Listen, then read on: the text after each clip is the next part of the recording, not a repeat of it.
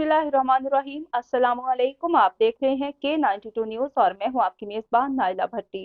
शामिल करते हैं आज की अहम खबरें।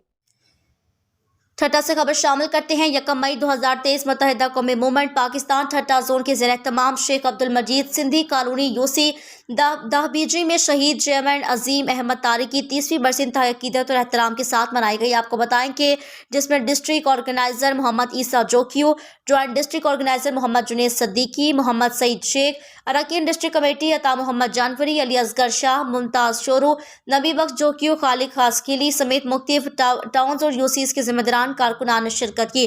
बरसी के दौरान शहीद चेयरमैन अजीम अहमद तारिक समेत तहरीक के तमाम शुहदा की बुलंद दर्जात के लिए खसूसी दुआ की गई। इन्हें ज़बरदस्त खराज अकीदत पेश किया गया।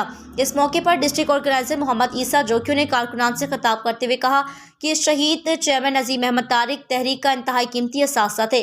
तहरीक के नज़रिए के हवाले से इनकी सोच और फिक्र बहुत बुलंद थी।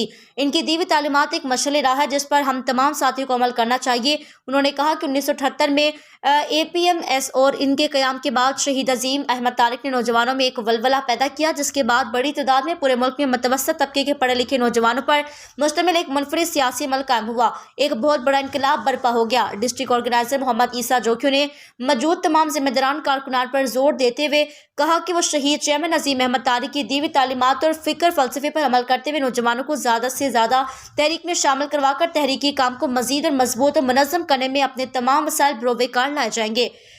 वडेराना और जागीराना निज़ाम और नस्ल दर नस्ल बाप दादाओं से जारी मोरूसी सियासत से अवाम को निजात दिलाई जा सकेगी। इत्तलात और नशरियात MQM पाकिस्तान, ज़िला ठट्टा।